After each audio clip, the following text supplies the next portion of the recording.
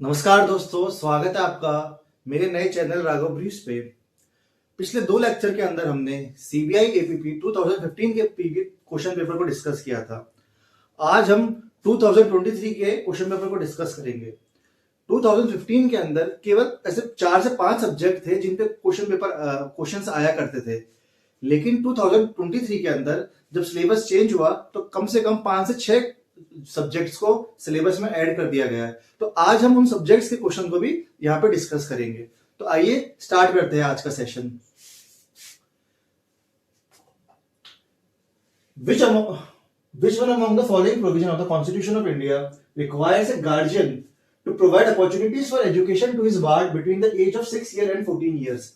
यहाँ पे गार्जियन की बात की गई है। अगर यह स्टेट होता तो हम बात करते हैं फंडामेंटल राइट्स की, क्योंकि यहाँ पे गार्जियन की बात की गई है, सिटीजन की बात की गई है। तो जो सिटीजन है वो फंडामेंटल ड्यूटी को निभाते हैं। तो इसका आंसर होगा article 51A।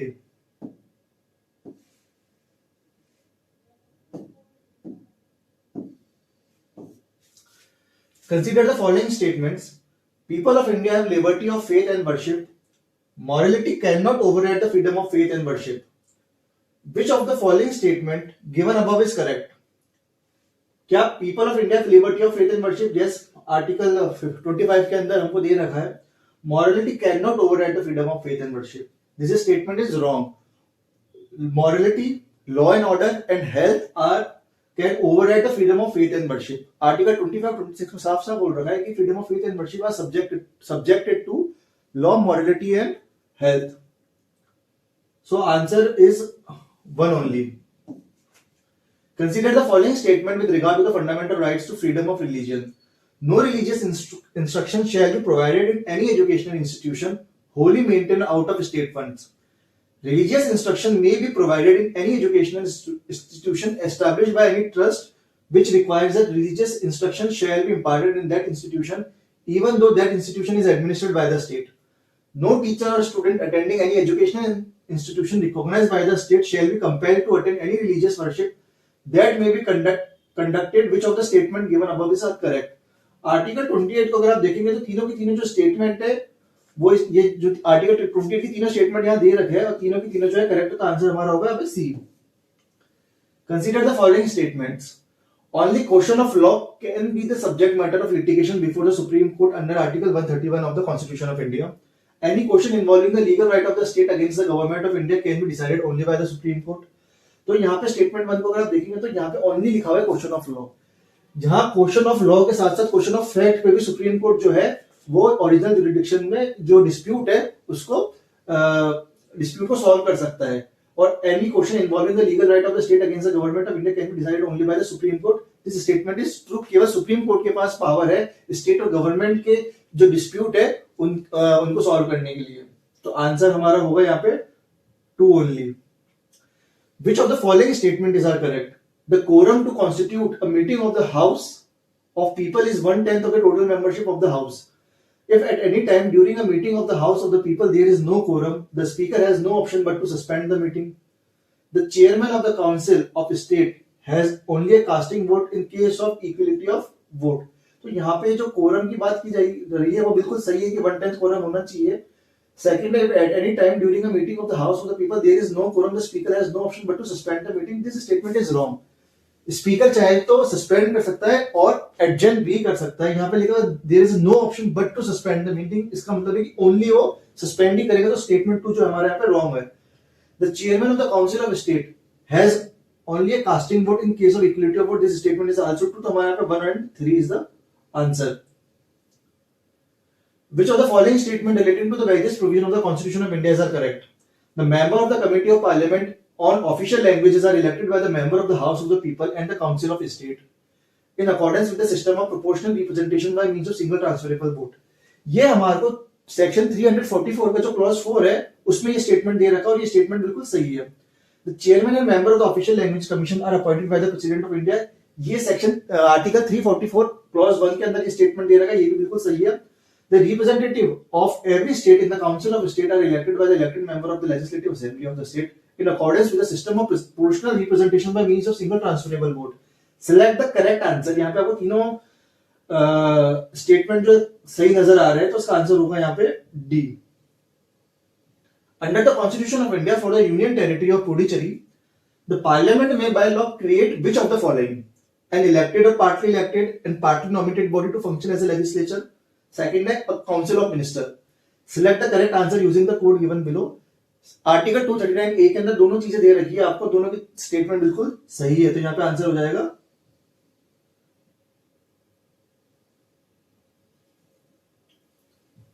both 1 and 2. Which of the following are not considered to be an amendment of the Constitution of India? कौन सा यहाँ पे जो स्टेटमेंट है वो अमेंडमेंट में काउंट नहीं होगा?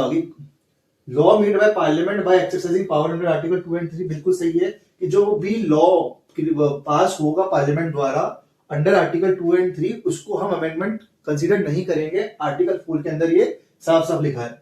Law made by the Parliament with regard to the union territory refer to article 239A, ये स्टेटमेंट बिल्कुल सही है। 239A के अंदर लिखा हुआ है कि by enacting law not by amending, तो ये भी स्टेटमेंट सही है। तो हमारे यहाँ पे both 1 and 2 are correct. Consider the following statement in respect of proceeding in the parliament. The validity of any proceeding in the parliament can be called in question on the ground of irregularity of procedure. An officer of the parliament having the power to maintain order in the parliament shall be subject to the jurisdiction of the Supreme Court in respect of the exercise of power of order purpose. यहाँ पे आप article 122 को refer करेंगे तो वहां पे साफ साफ लिखा है कि the validity of any proceeding in the Parliament can not be called, यहाँ लिखा हुआ है कैन बी कॉल्ड, जबकि आएगा can not be called in question on the ground of irregularity of procedure. An officer of the Parliament having not the power, no officer of the Parliament having the power to maintain, किसी भी officer के पास यहाँ पे power नहीं है कि वो यहाँ पे जो है मेंटेन कर सके ऑर्डर को। तो यहाँ पे दोनों स्टेटमेंट जो हमारे यहाँ पे गलत है। तो यहाँ पे क्वेश्चन हमसे पूछ रहा है कि कौन सा स्टेटमेंट यहाँ पे करेक्ट है। दोनों स्टेटमेंट गलत है, तो यहाँ पे नीदर 1 nor 2 हमारा आंसर रहेगा। Consider the following statements. The total number of minister in a state can not exceed 15% of the total number of member of the legislative assembly of the state concern and there can not be less than 12 minister in any state. The minister in every state hold office during the pleasure of the governor. No person below the age of 21 per year can be appointed as a minister. Which of the statement given above is correct? यहाँ पे जो statement must 1 है ये बिल्कुल सही है। ये statement 164 clause 1A से लिया गया है, ये स्टेटमेंट बिल्कुल सही है। The minister in every state hold the pleasure of governor, ये हमारे को 164 क्लॉज 1 से लिया गया, ये स्टेटमेंट भी बिल्कुल सही है।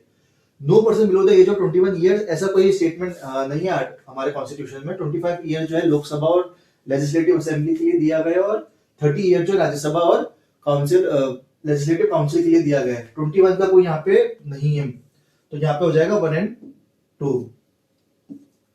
Which one of the following statement is not correct? कौन सा स्टेटमेंट करेक्ट नहीं है? A member of a state public service commission holds office up to 62 year of age, ये स्टेटमेंट बिल्कुल करेक्ट है। 316 आर्टिकल 316 क्लॉज 2 के अंदर स्टेटमेंट दिया गया है। Any member of a public service commission can be removed from office on the ground of a misbehavior in the prescribed manner। Article 317 clause 2 के अंदर स्टेटमेंट दिया गया है। In the absence of a chairman of a Union Public Service Commission, the senior most member of the commission perform the duties of the chairman। ये article गलत है, यहाँ पे सीनियर मोस्ट मेंबर नहीं आएगा। अगर चेयरमैन अपनी ड्यूटीज, चेयरमैन को अगर एब्सेंट है या फिर वो वेकेंट है वहां पे की सीट, तो प्रेसिडेंट अपॉइंट करेंगे किसी मेंबर को और वो मेंबर जो है यहाँ पे जो परफॉर्म करेगा चेयरमैन की ड्यूटीज। तो ये हमारा जो स्टेटमेंट है यहाँ पे गलत है। In which one of the following states it is mandatory to appoint a minister in charge of tribal welfare with additional charge of the welfare of the scheduled caste and scheduled tribes? ये article 164 clause 1 के जो proviso है उसमें से लिया गया है। Options are Chhattisgarh, Himachal Pradesh and Madhya Pradesh, Chhattisgarh, Jharkhand, Tripura and Madhya Pradesh, Assam, Chhattisgarh, Odisha and Madhya Pradesh, Chhattisgarh, Jharkhand, Madhya Pradesh and Odisha. तो answer is D. There is no express provision for tribunal under which one of the following provision of the Constitution of India? Article 323B, Article 371D, Article 217, Article 227।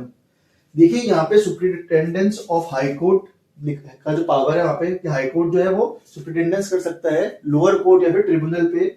371 के अंदर भी tribunal के पास power है कि अगर आंध्र प्रदेश पे जो आंध्र प्रदेश के लिए जो स्पेशल सब्जेक्ट स्पेशल जो लॉ बनाया है उसमें जो अगर कोई भी रिड्रेस या फिर कोई भी इश्यूज है तो आप उस ट्रिब्यूनल पे जा सकते हो। और आर्टिकल 323 भी तो बात करता ही है कि other tribunals, establishment of other tribunals, तो यहाँ पे हमारा आंसर होगा 217 जो ट्रिब्यूनल्स की बात नहीं करता। Under the Indian penal code 1860, who among the following is not considered a public servant? A member of a panchayat assisting a public servant, an arbitrator, every person paid a commission for the performance of any public duty by the government, or any employee of a government company। तो यहाँ पे हमारा answer होगा an employ of a government company, जो कि यहाँ पे नहीं होगा public servant. Answer B is wrong, arbitrator होगा पब्लिक सर्वेंट के अंदर। अगर इंडियन पीनल कोड की बात की जाए तो एविडेंस एक्ट के अंदर, हमने पिछले लेक्चर में देखा था, एविडेंस एक्ट के अंदर आर्बिट्रेटर नहीं था, लेकिन इंडियन पीनल कोड के अंदर जो पब्लिक सर्वेंट है उसके अंदर आर्बिट्रेटर इंक्लूड है। Consider the following statements. The words government company have been used but not defined. Under Indian Penal Code 1860, the words movable property have been used but not defined under the Indian Penal Code 1860. The words electronic record have been used as well as defined under the Indian Penal Code 1860. लोग थोड़ा सा इसको देखते हैं, government company define नहीं कर रखी है, ये बात सही है इंडियन पीनल कोड में, लेकिन उसका यूज किया गया है। The words movable property have been used but not defined, ये स्टेटमेंट गलत है। मूवेबल प्रॉपर्टी का यूज भी किया गया है, उसे डिफाइन भी किया गया है, तो ये हमारा जो स्टेटमेंट है गलत है, स्टेटमेंट 1 सही है। The word electronic record have been used as well as defined, electronic record को यूज तो किया गया लेकिन वो डिफाइन नहीं किया गया, उसको हमने रेफर कर दिया है आईटी एक्ट के अंदर। तो आईपीसी के अंदर जो है इलेक्ट्रॉनिक रिकॉर्ड को कहीं भी डिफाइन नहीं किया गया है, तो हमारे यहाँ पे option 1 is the correct answer. How many kinds of punishment have been provided under the Indian penal code 1860? 2, 3, 4 और 5। यहाँ पे हमको पता है कि 5 पनिशमेंट जो है वो इंडियन पीनल कोड के अंदर दे रखी है और 6 पनिशमेंट बीएनएस के अंदर दे रखी है। जो हमारी 6 पनिशमेंट है बीएनएस के अंदर वो है कम्युनिटी सर्विस। तो आपको ये चीज याद रखनी है, अगर बीएनएस से रिलेटेड क्वेश्चन आएगा, जो कि आएगा ही, वहां पे आपको 6 लिखना है, यहाँ पे 6 को चूज करना है। Which one of the following cause of death of a person does not or do not amount to an offense? कौन सा जो स्टेटमेंट है जहां पे डेथ को कॉज नहीं माना जा रहा है? An act causing death of a person by an intoxicated person, an act causing death of a person by someone who caused death unintentionally and did the act with the consent of the person whose death was caused, an act done in good faith for the benefit of the person whose death was caused unintentionally without his consent, as he was not in a position to give his consent. Select the correct answer using the code given below. तो हमको पता है कि यहाँ पे an act causing death of a person by intoxicated person, जो ये statement है वो जनरल स्टेटमेंट है। यहाँ पे intoxicated person अगर वॉलंटरली अगर उसने इंटॉक्सिकेंट हुआ है तो वो यहाँ पे डेथ कॉज नहीं कर सकता। यहाँ पे स्पेसिफिक ये नहीं लिखा गया है कि उसने इनवॉलंटरी करी है, तो यहाँ पे ये नहीं होगा। An act causing death of a person by someone who caused death unintentionally and did the act with the consent of the person whose death was caused, yes, ये स्टेटमेंट सही है। An act done in good faith for the benefit of the person whose death was caused unintentionally without his consent। तो यहाँ पे 2 और 3 जो है हमारे यहाँ पे करेक्ट होगा। यहाँ पे आंसर 3 नहीं है, 2 और 3 दोनों यहाँ पे करेक्ट होंगे। Under which one of the following situation a person can be punished with imprisonment extending up to 5 years? यहाँ पे हमको देखना है यहाँ पे कौन सा जो यहाँ पे कौन सी ऑफेंस है जो कि 5 इयर्स तक की जो पनिशमेंट है वो प्रिस्क्राइब कर रहा है। Makes any imputation during the performance of a religious ceremony that any class of a person on account of their religion cannot bear true faith and allegiance to the Constitution of India, Article 294, 295, 296, 225A अगर आप देखेंगे तो वहां पे बात कर रहा है कि कहीं ना कहीं अगर आप ऐसे कोई भड़काऊ भाषण देते हैं जहां पे किसी के रिलीजन को ठेस पहुंचती है तो वहां पे आपकी जो वो उसको ऑफेंस करार कर दिया गया है। Propagates during a panchayat meeting that persons belong to a particular caste be denied of their rights as citizen of India, ये कोई स्टेटमेंट नहीं है हमारा आईपीसी या बीएनएस में। Makes an appeal during an election campaign concerning the obligation of any class or person belonging to a particular region to cause feeling of enmity between such class of a person and other person, यहाँ पे ये भी नहीं है। Makes any imputation during a community meeting that any class of a person on account of the religion will not uphold the sovereignty and integrity of India, यहाँ पे ऐसी कोई स्टेटमेंट जो है वो आईपीसी में रेफर नहीं करती, तो हमारा आंसर यहाँ पे ए होगा। Selling, distributing or circulating in any manner any obscene book, paper, pamphlet is an offense punishable with imprisonment except in which one of the following cases? Usually selling, distributing और circulating, हम कोई भी book को, paper को या pamphlet को जिसके अंदर ऑब्सीन मटेरियल जो है वो छपा होता है तो उसके लिए वो पनिशेबल होता है। लेकिन ऐसी कौन सी कंडीशन है जहां पे अगर आप उसको सेल कर रहे हो, डिस्ट्रीब्यूट कर रहे हो, सर्कुलेट कर रहे हो, उसके बावजूद भी वो पनिशेबल ऑफेंस नहीं है। यहाँ पे दो ऑप्शंस दे रखे हैं, any representation engraved in any ancient monument whether or not covered under Ancient Monument and Archaeological Act number 24 of 1958 A. Okay. Second है any obscene book, pamphlet, paper cap, bona fide for religious purposes. Select the correct answer. दोनों यहाँ पे हमारे options correct है, तो यहाँ पे हमारा होगा both 1 and 2. Consider the following statement with regard to causing grievous hurt by the use of acid, voluntary causing partial deformity, even of a reversal nature, may be punishable with a sentence of imprisonment for life.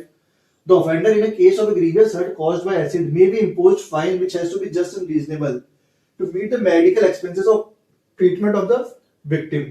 तो दोनों statement बिल्कुल सही है, तो answer होगा both 1 and 2. A man who monitors the use of the internet, email or any other form of electronic communication by a woman, कोई भी जो मैन है वो मॉनिटर कर रहा है इंटरनेट, ईमेल के द्वारा या फिर किसी अलग इलेक्ट्रिक कम्युनिकेशन का, जहां पे किसको मॉनिटर कर रहा है, वो एक वुमेन को मॉनिटर कर रहा है, commits the offense of stalking under the Indian Penal Code, does not commit the offense of stalking under the Indian Penal Code if it proves in the court that his conduct was reasonable and justified under the circumstances, does not commit the offense of stalking under the Indian Penal Code 1860 as he claims that he pursued the conduct for detecting crime. तो यहाँ पे 3 statement दे रखे हैं कि वो offence कर रहा है स्टॉकिंग का, ये बिल्कुल सही स्टेटमेंट है, does not commit the offence of stalking under Indian penal code if he proves, अगर वो प्रूव कर देता है कोर्ट में कि जो उसका कंडक्ट है वो रीजनेबल एंड जस्टिफाइड है अंडर द सर्कमस्टेंसेस, ओके, ये स्टेटमेंट भी सही है. Does not commit the offence of stalking under Indian penal code as he claims that he pursued the conduct for detecting crime, ये statement भी सही है. यहाँ पे तीनों स्टेटमेंट जो है वो सही है, तो आंसर बी होगा, यहाँ पे सी नहीं होगा. In which one of the following kinds of offenses the punishment is different? इन चारों स्टेटमेंट, चारों ऑप्शंस के अंदर ऐसा कौन सा ऑफेंस है जिसकी पनिशमेंट डिफरेंट है? इसका मतलब ये कि 3 ऑफेंसेस की पनिशमेंट सेम है या फिर सेम के अलावा थोड़ी एक्स्ट्रा हो सकती है, लेकिन जो 4th ऑप्शन है उसकी पनिशमेंट उन तीनों ऑप्शन से बिल्कुल अलग है. House trespass in order to commit an offence punishable with imprisonment for life, okay, यहाँ पे लिखा हुआ है इम्प्रिजनमेंट फॉर लाइफ है. House trespass in order to commit an offence punishable with death, okay. Grievous hurt caused by whilst committing lurking house trespass or lurking house trespass by night. तो ए, B और सी को अगर आपने read किया है तो इन तीनों के अंदर लाइफ इम्प्रिजनमेंट की पनिशमेंट जो है दे रखी है, लेकिन जो डी है lurking house trespass by night, यहाँ पे मैक्सिमम केवल 3 साल की पनिशमेंट दी, तो answer is D. Consider the following statements. A person who obtains custody of a boy aged 17 years for the purposes of using him for begging is punishable for the offense of kidnapping under section 363 of the Indian Penal Code 1860 as the boy was minor. A person who obtained custody of a girl aged 17 years for the purpose of using her for begging is punishable for the offense of kidnapping under section 363 of the Indian Penal Code as she was minor. Which statement is correct? दोनों statement से कौन सा statement correct है? हमको पता है कि अगर 363A के अंदर अगर बॉय जो है वो 16 साल या 16 साल से कम है तो उसको माइनर कंसीडर किया जाएगा, और जब हम गर्ल की बात करेंगे जो 18 ईयर से कम है, तो यहाँ पे गर्ल 17 ईयर है तो उसको माइनर कंसीडर करेंगे, लेकिन बॉय की एज यहाँ पे हमको 17 ईयर दे रखी है, तो यहाँ पे माइनर नहीं होगा. तो हमारा स्टेटमेंट कौन सा सही होगा? Statement 2. Under the Indian evidence act 1872 which one of the following is a document? A caricature, an inscription on a metal plate, a plan. Select the correct answer using the code given below. तो यहाँ पे तीनों के तीनों option जो है वो document के अंदर यहाँ पे काउंट होंगे, तो हमारा ऑप्शन होंगे यहाँ पे 1, 2 and 3 D. Do the facts not otherwise relevant become relevant in any of the following cases under the Indian Evidence Act 1872? अगर आपने सेक्शन 111 को रीड किया है तो वहां साफ साफ लिखा है they become relevant if they are inconsistent with any fact in issue. They do not become relevant if by themselves they make the existence of any fact in issues highly improbable. तो यहाँ पे they become relevant if they are inconsistent with any fact in issue, तो जो हमारा option 1 है वो तो सही है. they do not become relevant या they do not become irrelevant अगर आता तो हमारा स्टेटमेंट 2 भी सही हो जाता, तो यहाँ पे only 1 is correct. Which one of the following does or do not amount to admission under the Indian Evidence Act? In 3 statement दिए रखे, यहाँ पे कौन सा एडमिशन नहीं माना जाएगा? statement 1 made by an agent to any party to the proceeding if the court regards him as expressly or impliedly authorized to make the same. Statement made by a party to the suit suing in a representative capacity. Statement made by a person from whom parties to the suit have derived their interest in the subject matter of the suit. Section 18 के अंदर ये जो statement 1 है, इसमें साफ साफ बोल रखा है कि अगर कोई भी एजेंट जो है to any party to proceeding with the court is regarding expressly repliedly authorised to make the same is amount to an admission. जो स्टेटमेंट 2 और 3 है वहां पे साफ साफ दे रखा है कि इन दोनों स्टेटमेंट, इस दोनों कंडीशंस के अंदर जो हमारा एडमिशन है वो माना नहीं जाएगा. तो यहाँ पे do not amount to an admission पूछ रहा है, तो सेकंड और 3 जो है do not amount to admission माने जाएंगे. तो answer is B 2 and 3. Consider the following legal proposition under the Indian Evidence Act 1872. Confession by an accused while in police custody cannot be proved against him in any case. Confession otherwise relevant becomes irrelevant because of promise of secrecy. Confession otherwise relevant does not become irrelevant in consequences of deception practiced on the accused person for the purpose of obtaining it. Which of the above is correct? कौन सा statement in तीनों में से correct है? Section 26 और 27 के अंदर अगर आपने ऑफ एविडेंस एक्ट नॉट बीएस अगर आपने रीड किया है तो यहाँ पे लिखा हुआ है confession by an accused while in police custody can not be proved against him in some cases not every cases. यहाँ लिखा हुआ है कि इन एनी केसेस. तो कुछ कंडीशंस होती है जहां पे जो कन्फेशन जो दिया जाता है अक्यूज्ड द्वारा उसको हम कन्फेशन काउंट करते हैं अगर वो मजिस्ट्रेट के सामने दिया जाता है इमीडिएट इन पुलिस कस्टडी, या फिर अगर हमने लास्ट क्लासेस में डिस्कस किया था कि अगर जो कन्फेशन है जो अक्यूज कन्फेशन दे रखा है बस उसका स्टेटमेंट में ऐसा कोई पार्ट है जो कि किसी भी ऑब्जेक्ट को डिस्कवर करने के लिए हेल्प कर रहा है तो उस पर्टिकुलर पार्ट को भी हम कन्फेशन यहाँ पे काउंट करेंगे. तो यहाँ पे हमारा ऑप्शन 1 जो है वो इनकरेक्ट हो जाएगा. Confession otherwise relevant become irrelevant because of promise of secrecy. ये स्टेटमेंट भी यहाँ पे गलत है क्योंकि सेक्शन 29 के अंदर साफ साफ बोल रहे हैं confession otherwise irrelevant relevant becomes relevant because of, ये भी बिल्कुल स्टेटमेंट गलत है. यहाँ पे इररिलेवेंट आएगा तो स्टेटमेंट सही हो जाता. Confession otherwise relevant does not become relevant in consequences of deception. This statement is true. Section 29 के अंदर ये स्टेटमेंट और ये स्टेटमेंट दोनों दे रखे हैं. यहाँ दे रखा है confession otherwise relevant become not irrelevant. अगर यहाँ पे नॉट आता तो ये स्टेटमेंट सही हो जाता, और क्योंकि यहाँ पे नॉट नहीं है तो केवल हमारा जो ऑप्शन 3 यहाँ पे करेक्ट है. तो आंसर सी जो ऑप्शन यहाँ पे सही होगा. Consider the following statement as to the relevancy under the Indian Evidence Act 1872. हम यहाँ पे relevancy की बात करनी है. A previous conviction is not relevant as evidence of a bad character. In a criminal proceeding involving the issue of a bad character of the accused, the fact that the accused has a bad character is irrelevant. Usually bad character होना जो है किसी भी accused का वो relevant नहीं माना जाता है, उसको irrelevant माना जाता है.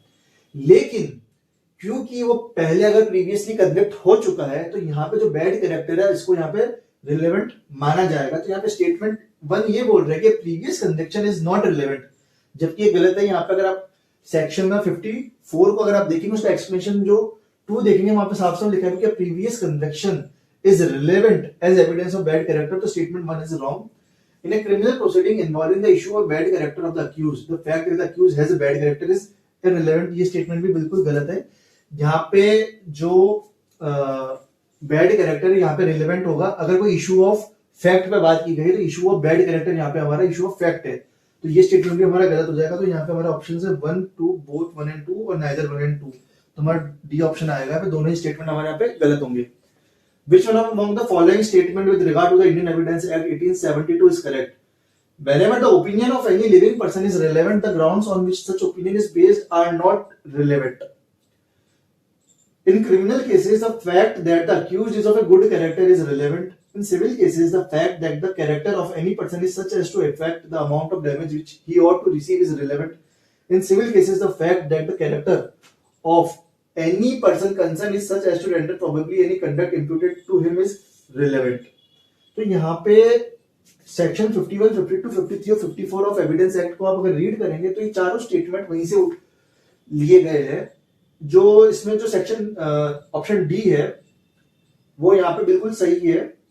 आई एम सॉरी, यहाँ पे सेक्शन जो in civil cases the fact that the character of any person is such as to the effect the amount of damage which he ought to receive is relevant. Section 55 के अंदर ये statement दे रखा है.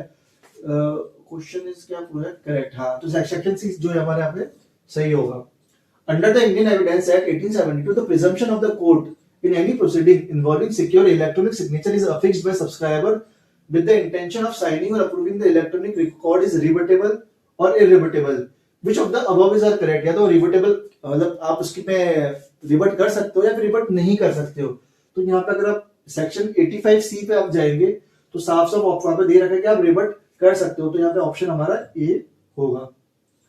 Which of the following statement is correct if a married woman has committed suicide within 7 years of age, within 7 years of her marriage? The husband or his relative would be liable as abettor. The court may presume in the light of all the other circumstances of the case that the suicide had been abetted by the husband and his relatives. The question of the presumption in the above case would arise only if it is shown that the husband and or his relative had subject the woman to cruelty.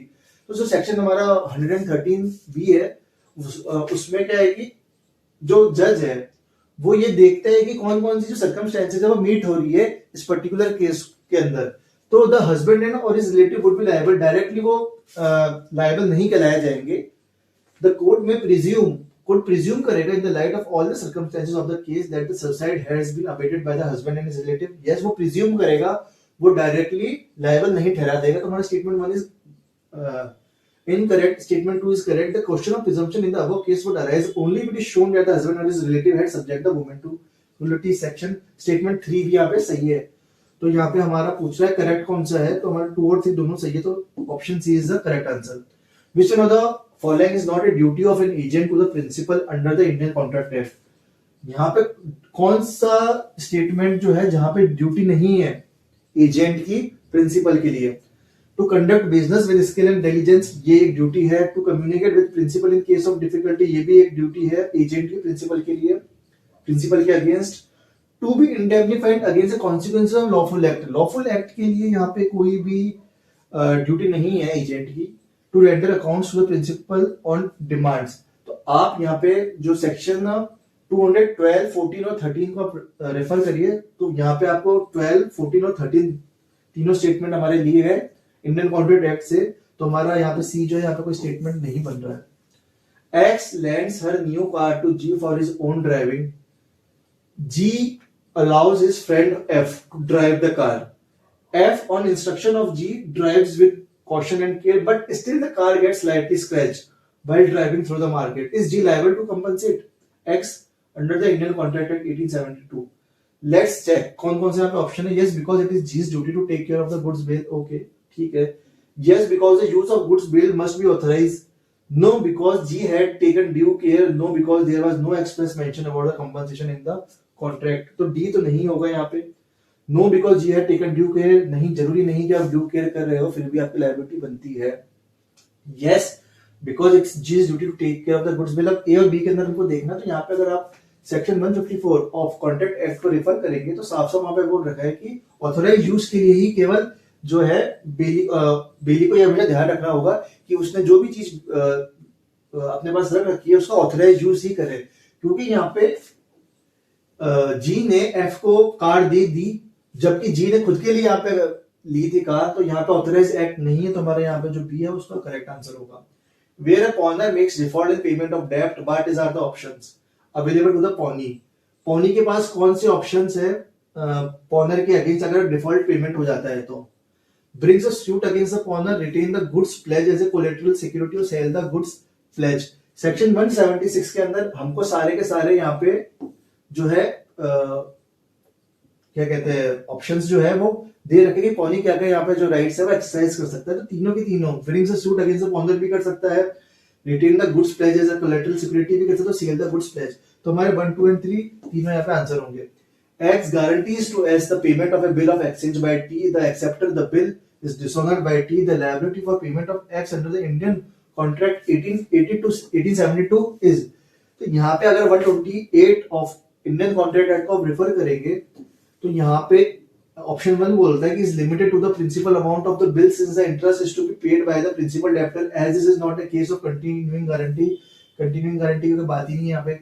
is limited to the interest payable only as the principal amount of the bill since the surety can be discharged by various in terms of the contract. यहाँ पे कोई भी fact यहाँ पे ऐसा नहीं था कि जहाँ पे कोई भी सिचुएशन चेंज हुई है तो स्टेटमेंट भी नहीं है. Extend to the amount of the bill since it is implied that the principal amount is guarantee. Okay. Extend to the interest and charges since the surety's liabilities coexistence with that of principal debtor. तो answer is D. आप 125 of CrPC इसको check 125 section of contract act को आप check कर सकते हैं. J contract with K to deliver 250 kg of rice before the end of year 2022.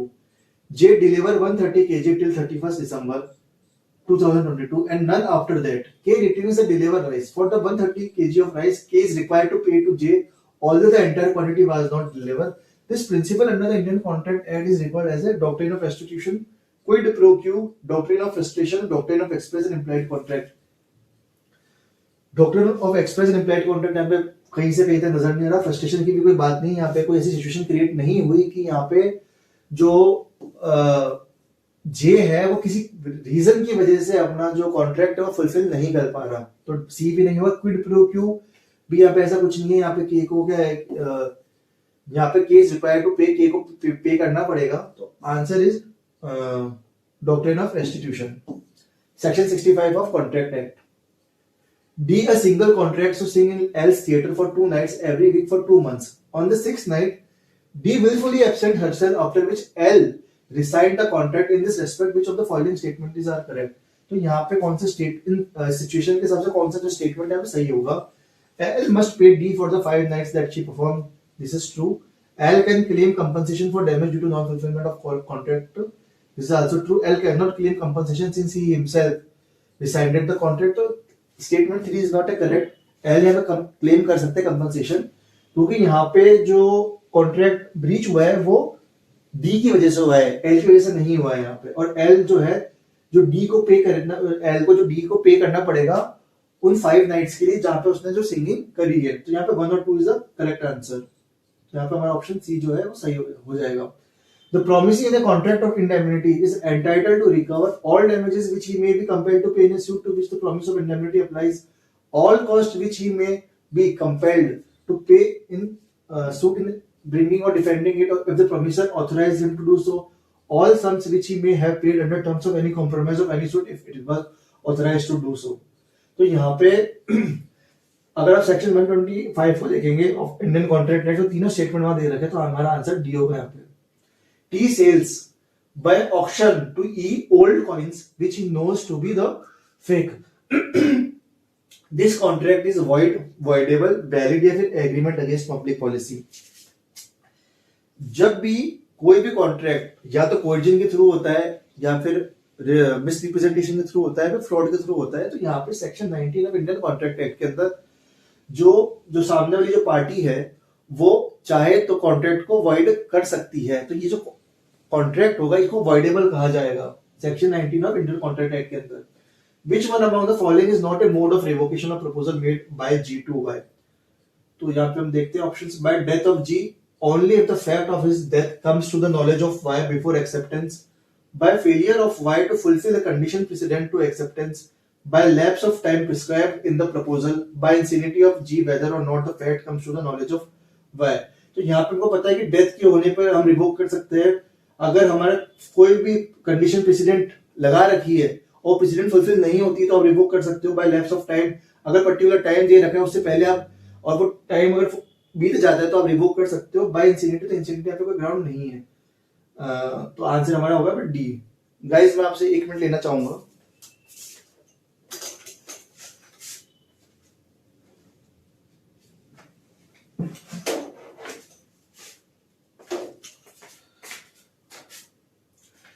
When one person signifies to another her willingness to do or abstain from doing anything with the view to obtain the assent of that other to such act or abstinence. This is a proposal, promise, reciprocal promise या फिर consideration. तो section 2 clause A के अंदर जो एक definition है proposal की यहाँ पे दे रखी है. Which one of the following statement in respect of a holder in due course HIDC under the Negotiable Instrument Act 1881 is correct? HIDC is a person who becomes the possessor of a negotiable instrument for consideration. Okay. HIDC is a bearer payee or endorsee of an instrument payable to order after the amount mentioned in it become payable. HIDC is a person who obtained the instrument without having sufficient cause to believe that any defect exists in the title of the person from whom he derived his title. तो यहाँ पे statement 2 जो है HIDC is a payee और endorsee. Section 9 of negotiable instrument के अंदर ये statement 1 और स्टेटमेंट 3 जो है वो दे रखे, लेकिन स्टेटमेंट 2 जो है यहाँ पे HIDC इज अ पेई और endorsee of an instrument payable to order after the amount mention in it become payable. तो यहाँ पे हमारा ऑप्शन हो जाएगा क्या हमसे पूछ रहा है कि नॉट करेक्ट, तो यहाँ पे कौन सा सही नहीं है, तो हमारा ऑप्शन यहाँ पे हो जाएगा 2 जो कि यहाँ पे सही नहीं है. Which one of the following judgment relates to dishonor of check due to stop payment order given to the bank by the drawer of check under the Negotiable Instrument Act?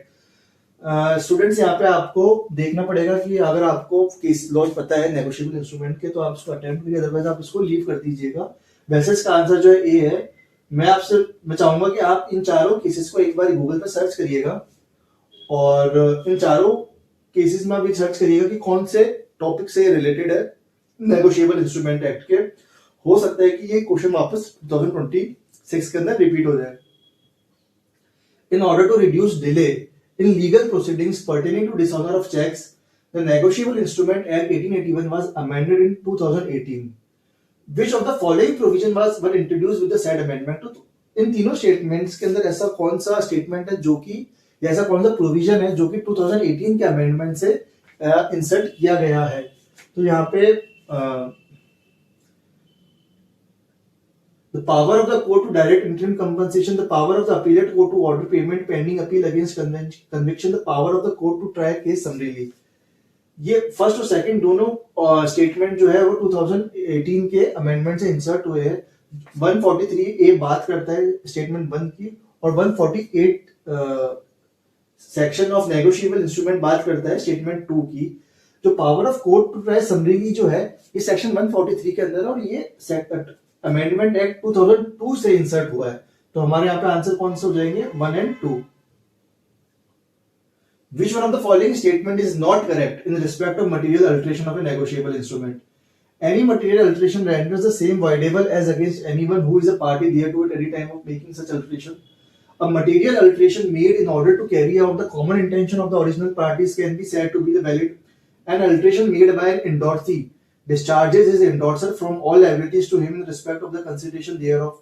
An alteration made by the holder by crossing it generally is not considered to be a material alteration. तो यहाँ पे statement 1 में है लिखा हुआ है कि any material alteration renders the same void. जहाँ पे void आएगा rather than voidable, तो यहाँ पे हमारे जो स्टेटमेंट 1 है वो इनकरेक्ट हो जाएगा. यहाँ पे सेक्शन 87 ऑफ नेगोशिएबल इंस्ट्रूमेंट को अगर आप रेफर करेंगे तो यहाँ पे ये तीनों स्टेटमेंट में दे रखे, तो वहां पे आपको मिल जाएगा इसका answer. M own the land jointly with her minor son S. यहाँ पे टीपीए के क्वेश्चन स्टार्ट हो गए. लास्ट लेक्चर्स के अंदर टीपीए नहीं सॉल्व किया था, इसमें अब हमारा टीपीए आ चुका है. M own the land jointly with her minor son S. M sold the property to B. S on attaining majority claimed the contract to be void after the suit was decreed in favor of S. S dies. M is class 1 higher of the S inherits the property. B now claims the property from M as the sole owner. B's claim is valid as per section 43 of the Transfer of Property Act 1882. Valid as after the death of S, M becomes the sole owner. Not valid since the court had declared the suit of S. Is not valid as B did not acquire the property under fraudulent or erroneous. तो इसका answer होगा B now claims the property from M as a sole owner. B claim is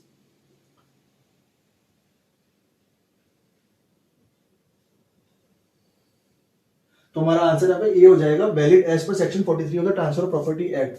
यहाँ पे जो D है गलत answer है, हमारा आंसर ए ही होगा क्योंकि यहाँ पे जब एस ने जो मेजोरिटी अटेन करने के बाद जो ट्रांसफर था उसको वॉइड करवा दिया गया था, तो उसके बाद जो प्रॉपर्टी थी वो जो थी एम के पास चली गई थी. तो अब जो है एस जो यहाँ पे जो बी है वो क्लेम कर सकता है एम से अंडर सेक्शन 43 के अंदर. X transfers property to a minor and his intended wife successively for their lives, and after the death of the survivor, for the second son of the intended marriage for life and after his death for the youngest child of A. So this transfer is a valid as is A is living when the transfer is made.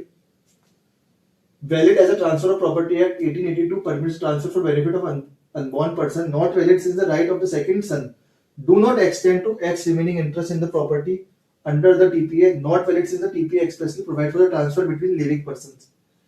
तो यहाँ पे youngest child के लिए जो property है X transfers property to a minor and his intended wife successfully follow their lives and after the death of the survivor for the second son of the intended marriage for life and after his death for the youngest child of A. This transfer is valid as a transfer property permits transfer for benefit of an unborn child. तो यहाँ पे A और B में से कोई एक answer होगा valid is when the transfer is made. तो यहाँ पे हमारा आंसर B होगा since the right of the second do not extend to X remaining interest in the property. एक second. X transfer property to A minor and is intended to success for their lives and after the death of survivor. Yes, इसका answer C होगा यहाँ पे हम sorry answer is C क्योंकि यहाँ पे जो यंगेस्ट चाइल्ड है उसके लिए जो यहाँ पे इंटरेस्ट है वो रिमेनिंग इंटरेस्ट नहीं क्रिएट किया गया है, वो लाइफ इंटरेस्ट क्रिएट किया गया है और सेक्शन 13 ऑफ टीपीए के अंदर साफ साफ बोल रखा है कि जो हमारी लास्ट जो भी लास्ट पर्सन होगा उसको आपको ये रिमेनिंग पीरियड ऑफ लाइफ के लिए ये इंटरेस्ट देना पड़ेगा. तो यहाँ पे हमारा ऑप्शन जो है सी हो जाएगा. As a mortgagor transfer is field absolutely to Y. The mortgage is subject to the condition that Y will retransfer it to X upon payment of mortgage money. This form of mortgage is usufructory mortgage, English mortgage, mortgage by conditional से जो mortgage by deposit of title deed. So section 58 of transfer property में इस तरह का जो mortgage है उसको English mortgage कहा गया है. Z creates a life interest in respect of all his property in favor of S and provides for absolute transfer of the same to S first unborn child U, who is to get the property on attaining majority. U dies at the age of 10 years. The property after U's death. यहाँ पे आपको section 13, 14 contingent interest और vested interest in चारों चीजों को apply करना पड़ेगा. यहाँ पे यू को वेस्टेड इंटरेस्ट नहीं दिया गया, यहाँ पे कंडीशन लगा दी गई है कि जब तक यू मेजोरिटी अटेन नहीं कर लेगा तब तक उसको प्रॉपर्टी नहीं मिलेगी. क्योंकि यू जो है वो मेजोरिटी अटेन पहले करने से पहले ही वो उसकी डेथ हो गई है, तो यहाँ पे जो प्रॉपर्टी है वापस जेड के पास चली जाएगी. तो option A is answer. Reverts back to Z or his legal heirs. Belongs to the legal heirs of you. This option is incorrect. Answer is A. G transfer his property to T for life and then to the unborn children of T, with the condition that any female child born is to get only a life interest. Under the Transfer of Property Act 1882, the said transfer is void since it is hit by the rule against perpetuity. Valid since transfer to class of higher is permissible under TPA. Void since life imprisonment in respect of unborn class of person is not permitted under TPA. Valid in respect of the interest of the son but fails in respect of the valid interest of the daughter. तो यहाँ पे क्या situation है कि जी ने transfer करी property T को for life and then the unborn children of T. ठीक है, with the condition that any female children born is to get only a life interest. अगर कोई भी फीमेल जो है वो बॉर्न होती है लेकिन उसकी लाइफ इंटरेस्ट तक ही उसको प्रॉपर्टी दी जाएगी. तो यहाँ पे हमारा आंसर हो जाएगा ए. यहाँ आंसर ए ही सही है क्योंकि ये रूल अगेंस्ट परपेचुइटी के है, तो answer is a. F institute a suit before the civil court on 1/1/2023 1 जनवरी 2023 को challenging the title of his brother E in a property. On 31 January 2023 E sells the property to a friend Z. The matter was then transferred on 1 April 2023 to a different court for want of jurisdiction. The said sale of property is valid since the suit institute was not before a proper court. Valid since the Transfer of Property Act does not prohibit such transfer expressly. Void since the matter was pending before the court when the sale was made. Void since the transfer was not made on a good faith. तो यहाँ पूछ रखा है कि the said sale of property is valid क्योंकि यहाँ पे जब F ने इंस्टीट्यूट किया था सूट उस वक्त जो कोर्ट था वो कॉम्पिटेंट नहीं था यहाँ पे. तो यहाँ पे सेक्शन 52 ऑफ टीपीए एक्ट में लिस्ट पेंडेंस में बोला गया है कि आप कॉम्पिटेंट कोर्ट के अंदर ही सूट फाइल करेंगे क्योंकि यहाँ पे पता चला कि 1 अप्रैल को यहाँ पे दूसरे कोर्ट के अंदर जो है वो ट्रांसफर कर दिया गया है जुरिडिक्शन. तो हमारे यहाँ पे जो भी ट्रांसफर किया गया है ट्रांसफर 31 जनवरी को, वो ट्रांसफर यहाँ पे वैलिड होगा. Which one of the following documents need to be compulsory registered under section 3 of the Registration Act 1819 108? यहाँ पे सेक्शन 17 आएगा, यहाँ पे 3 नहीं आएगा। सेक्शन 3 यहाँ पे किसी भी डॉक्यूमेंट से कंपलसरी रजिस्ट्रेशन की बात नहीं करता। हम ऑप्शंस देख सकते हैं कि कौन से यहाँ पे स्टेटमेंट जो है जहाँ पे कंपलसरी रजिस्ट्रेशन करने की जरूरत है। Instrument other than will which purport to create, declare or extinguish any right, title or interest to or in immovable property, lease of immovable property not exceeding 1 year, document containing contract to transfer for consideration any immovable property as part performance under section 53 of the transfer property act or will. तो यहाँ पे हमको पूछ रहा है कि compulsory registration किसको करने की जरूरत है। सेक्शन 53A के अंदर साफ साफ बोल रखा है कि आपको कंपलसरी रजिस्ट्रेशन करना पड़ेगा, उसके बाद ही आप चाहे तो जो है पार्ट परफॉर्मेंस का जो है ग्रीवियंस जो है रेमेडी ले सकते हैं। तो यहाँ पे हमारा जो आंसर सी हो जाएगा, यहाँ पे ए जो है वो गलत है, यहाँ पे सी हमारा आंसर होगा। The registering officer under the registration act 1900A may not be refused to register the document which is in a language that he does not understand and which is not commonly used in the display, interlineation, blank and eraser or alteration. Being a sale deed relates to immovable property if it does not contain a description of such property sufficient to identify the same.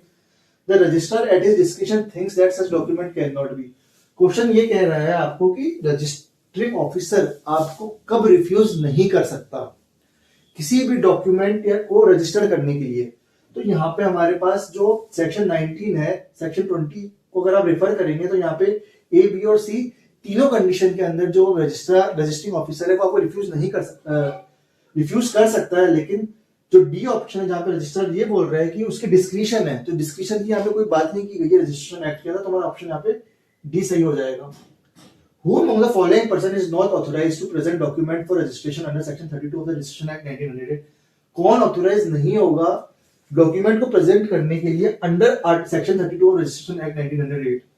Representative or a sign of a person executing or claiming under the same, a person authorized by power of attorney executed before or authenticated by notary public with the principal at the time resides in India, a person authorized by power of attorney executed before or authenticated by the registrar within those whose district the principal reside, agent of the concerned person. तो यहाँ पे आपको यहाँ पे answer है B, a person authorized by power of attorney executed before or authenticated by notary public.